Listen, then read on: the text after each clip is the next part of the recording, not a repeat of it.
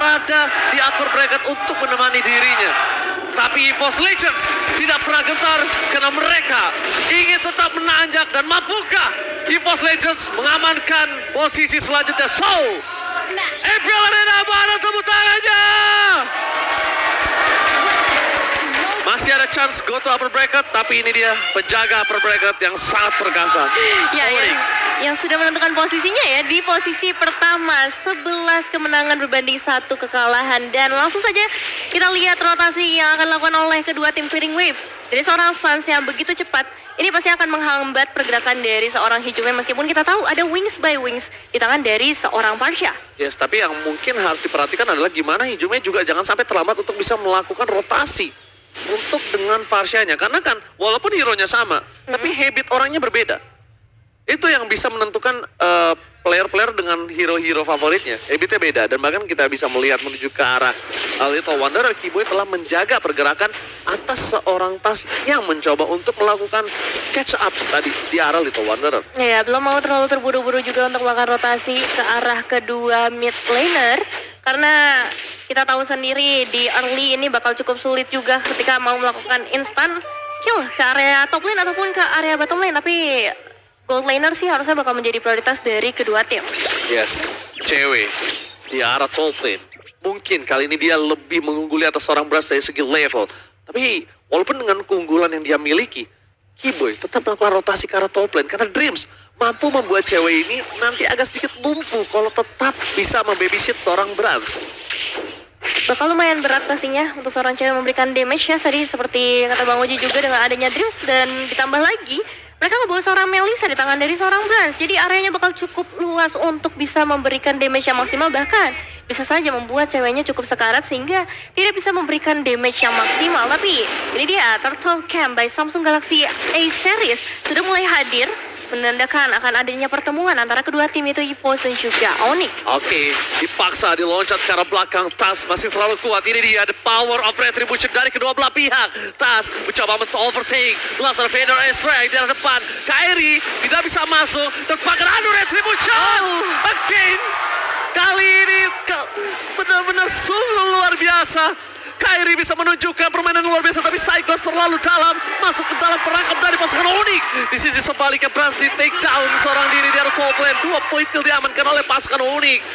Wow. Tas harus benar-benar memikirkan yang dia lawan kali ini adalah Kairi. Top power of retribution di MPL season 11. Dan lihat dari talent prediction, 3 Onyx dan 3 EVOS Legends. Aku melihat dengan adanya seorang Popheus ini bisa menjadi hambatan untuk Onyx. That's why aku pilih karena EVOS Legends. Ya, benar, itu bisa menjadi salah satu faktor yang cukup menentukan kemenangan dari EVOS Legends di game kali ini dengan adanya Psychos. Tapi kita melihat juga bagaimana tadi pergerakan dari seorang Suns begitu rapinya untuk bisa menghindarkan tempat pertempuran yang ada di area sekitar Turtle. Begitu juga mereka ngebawa salah satu retribution terkuat. Suns bahkan mengambil ultimate karena serang Lancelot. Phantom Execution dibuka. Oh, Tas terperangkap. Tas akan di take down. Hilang begitu saja. Terpancing dengan ada pergerakan Suns yang ternyata dia sengaja melepaskan semua skill yang dimiliki dari seorang Tas. Akhirnya Tas gak punya lagi escape skill mechanism. Wow, Suns ya, lagi-lagi pancingan yang begitu luar biasa ia lakukan. Cuman masih fokus kita ke arah kedua gold laner kali ini. Kiboy di level yang kelima, dia udah bisa mulai menendang-nendang siapapun yang melewati daerah teritorinya, termasuk ke arah seorang Dreams ataupun Hijume, yang terlihat memang sudah mulai melakukan rotasi ke area gold lane. Ya, bukan hanya melakukan rotasi, tapi di arah emblemnya. Silakan Nevin. Oh ya, kalau kita lihat dari segi emblemnya Mr. Shop di tangan seorang Psychos, begitu terburu-buru pastinya untuk bisa mendapatkan item yang maksimal. Kalau kita ngomongin ke arah dua mid laner, pasti fokus ke arah Magic. Begitu juga untuk kedua jungler, Demon Slayer yang bakal menjadi prioritas mereka. Karena lagi-lagi ini adalah perebutan retribution untuk Turtle yang kedua yang sudah muncul di dalam Man of Down. Tapi aku ingatin lagi nanti Nevin ya. Aku mau mengingatkan nanti akan ada sesuatu muncul karena udah ada satu tiket playoff yang sudah dijual. Tapi nanti ya, tapi sebelum itu kita bakal menyaksikan di mana Tas akan coba melakukan zoning hard terhadap seorang Kairi. Kairi mencoba diganyang terlebih dahulu. Fokus ke arah seorang Kairi. Belum ada Battle of Retribution. Kairi menuju ke arah belakang. Terbakar Retribution. Lagi dan lagi di tangan Kairi. Wow. What? zoning out yang dilakukan tapi nampaknya masih belum berhasil. Walaupun di sisi sebaliknya Kiboy ter-take down. Psychos berhasil mendapatkan 1 point kill. 2 point kill yang sangat mahal dari EVOS Legends. Kenapa aku bilang mahal? Kairi Kiboy tidak sepadan dengan seorang Brass dan juga Hijume. Iya, 2 Nggak damage sepadan. dealer. Iya. 2 damage dealer dan juga Turtle bisa diamankan lagi oleh seorang Kairi. Padahal tadi kita melihat banget bagaimana banyaknya gempuran yang dilakukan oleh para pemain EVOS Legends. Tapi itu nggak cukup ya untuk memberikan zoning out ke arah seorang Kairi. Lebih fokus ke arah damage mungkin kalau kita ngelihat dari teamfight yang baru saja terjadi. Ini dia, buat kalian jangan lupa War Ticket akan hadir tiket playoff 25 Maret. Dan bisa kalian beli langsung siap-siap dengan sosmed dan beli tiket hanya di Blibli. Hari ini banget nih ya. Sekarang tanggal 25. Iya, ini tanggal 25, makanya hari ini banget. Oke, The Way of Draken menuju ke arah seorang Brim. Belum ada crossbow of tank, masih menunggu. Langsung ada damage yang cukup sakit. Crossbow of tank yang ditahan karena mereka sadar Dreams tidak punya flicker kembali. Informasi telah diberikan dan membuat Dreams terperangkap di garis depan. Di all-in begitu saja, membuat pasukan dari Onyx. Mereka memastikan di arah top lane tidak ada coverisasi terhadap seorang Brand. Pada Isaac for defensive, tapi saat sudah di garis depan, Hijume mencoba untuk menyeberang menuju ke arah Brawl, tapi nampaknya harus dilepaskan begitu saja satu turret yang sangat mahal di strong lane dari EVOS Legends. Iya, recall di bagian outer turret dari EVOS Legends dilakukan oleh seorang Sans. Tapi kali ini Kiboy dan juga cewek sepertinya harus lebih sabar lagi karena ada 4 pemain dari EVOS Legends yang sudah mulai melakukan rotasi. Onyx mendapatkan objektif yang begitu banyak kali ini dengan adanya 2 turtle. Mereka udah bisa dapetin 2 outer turret dan pastinya ini akan mempengaruhi ekonomi mereka di perbedaan 4.000 kok. Jangan lupa seeker dan bahkan ini melihat dari EVOS Legends yang tertinggal dari 4.000 gold. Mereka udah siap sih harusnya untuk melakukan kontes di arah turtle selanjutnya. Mereka nggak boleh ngasih klub satu perfect turtle untuk Onyx. Ingat, beberapa belakangan ketika Onyx bahkan di Royal Derby, kalau kita boleh mengaca, ketika dia memegang Onyx snowball dari early, mereka tidak akan melepaskannya. Tapi kalau mereka terkena snowball, mereka bisa diredam dan perfect turtle for Onyx. Wow. Onyx kali ini. Wow. Cukup sulit. Kini sulit banget untuk EVOS Legends mengejar dari segi itemnya. Silakan Raven. Iya, cukup sulit untuk EVOS Legends. Hijume memang sudah mengamankan Club as Destiny di sana. Tapi lihat juga bagaimana dari seorang fans bahkan yang sudah mencapai ke arah Lightning Truncheon membuat dia pastinya bisa memberikan efek damage yang lebih besar. Jadi apa yang dikeluarkan oleh seorang Hijume, Feather Attack-nya justru bisa lebih mematikan di tangan dari seorang Sans. Oke, conceal game dilakukan. Kiboy mencoba untuk melakukan sedikit pressure terhadap pasukan dari EVOS Legends.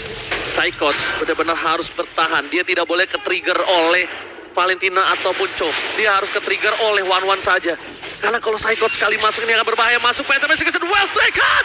Dikeluarkan Sastra merangkap dalam pasukan Onyx. Psychos mau nggak mau harus mencoba melakukan following up. Di depan sana Dreams. Blacker with 6 blast. Fires yang dikeluarkan tapi tak ada satupun damage yang bisa dimasukkan oleh para pasukan dari EVOS Legends. Mereka terperangkap. Mereka mendapatkan Kiboy. Dan Psychos mencoba mendapatkan lebih. Tapi sayang sekali Nevin. Itu adalah sebuah jebakan menukar seorang Kiboy dengan adanya tas dan juga Psychos. Dan bahkan kali ini 16 dibuka oleh seorang Sans, tapi belum bisa memberikan efek yang cukup maksimal karena hanya sedikit pancingan saja yang dilakukan oleh para pemain Onyx. Alright, dan buat kalian semua jangan lupa untuk beli stiker biar bisa, jangan lupa stiker. Bisa bisa taunting, ente kadang-kadang ya kan. Iya, banyak kok. Santai bro. Sorry. Itu ada juga tuh Onyx. Nah, ini dia. Itu biasa dipakai sama tas. Oh, biasa tas saya pakai itu ya. Iya. Nah, ini dia pergerakan dari para pemain EVOS Legends melihat adanya satu informasi keberadaan dari seorang Boots. Tapi menurutku Boots tidak semudah itu juga untuk ditumbangkan dengan 3 bar HP-nya. Bakal membutuhkan waktu yang cukup lama bahkan untuk seorang Brans supaya bisa menumbangkan ke arah Boots. Masalahnya walaupun Boots bisa ditumbangkan, ini butuh banyak banget sword skill. Ketika sword skill itu sudah banyak terlihat dan keluar di tangan dari EVOS Legends, yang dimanfaatkan dari pasukan Onyx adalah mereka bisa mengcounter setup. Kedua, tidak ada yang bisa mengcounter pergerakan Kairi. Kairi, the king of retribution di game kali ini, benar-benar bisa mendominasi atas tas yang namanya selalu diperbincangkan di dalam benchcaster. Tas. Tapi ternyata kali ini tas tak berdaya di bawah tangan dari seorang Kairi.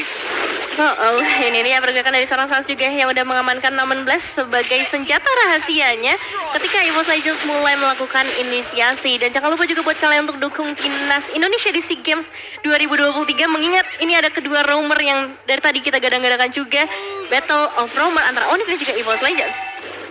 Yes, betul banget, Battle of Roamers. Dan bahkan buat kalian semua, kita tahu Indonesia, amin, akan bisa membawa emas Amin. ke tanah air kita. Amin.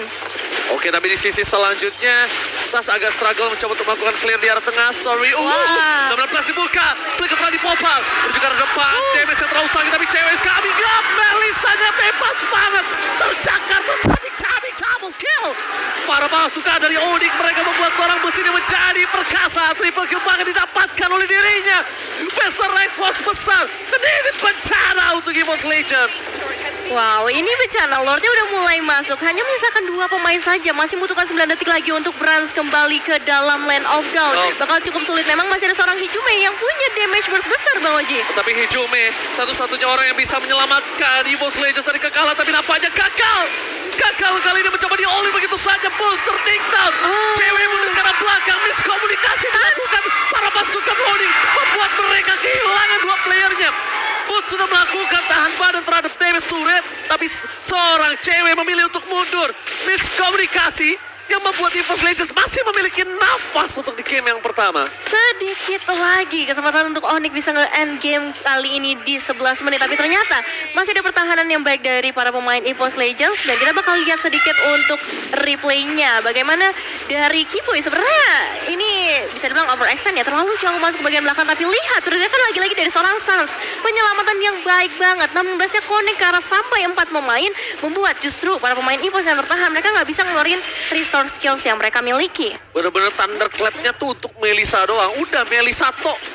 Mau dimanapun Brans berada, selama Brans gak ada di depan mata dari seorang Butes, dia gak bakal thunderclap. Dia tahan thunderclap-nya, mau dia digebukin, mau dia ditegulingin. Selama gak ada Brans, gak kegapai karena Brans, dia gak bakal pakai thunderclap ya. Ya, cuma masalahnya sekarang adalah perbedaan 11.000 gold di menit yang ke-12, Bang Oji, di mana satu persatu pemain dari EVOS Legends sudah mulai mengeluarkan resource-nya. Feather Attack dibuka di sana untuk mengusir pergerakan dari seorang Kiboy yang memang begitu lincahnya sedari tadi karena Lord sudah mulai hadir juga di dalam Land of Dawn. Apakah EVOS Legends akan mencoba melakukan adu di dalam objektif mereka? Tapi Psychos harus mundur ke arah belakang.